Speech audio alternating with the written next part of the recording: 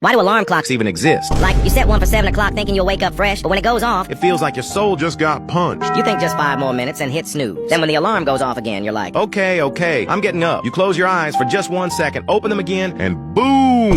it's been 30 minutes. Like, bro, I just time traveled. Against my will. Or sometimes the alarm doesn't even wake you up. It just becomes part of your dream. Suddenly I'm at a concert, and instead of music, the band's just playing my iPhone ringtone on loop. Some random horses are floating, and I'm riding them with the ringtone for some reason. My brain's like, Yeah, this seems normal. and when you finally realize this is just a dream, You're already cooked. it's 9:45, and your mom is standing in front of you with flippers. At that point, you might as well go back to sleep. Because you aren't waking up again.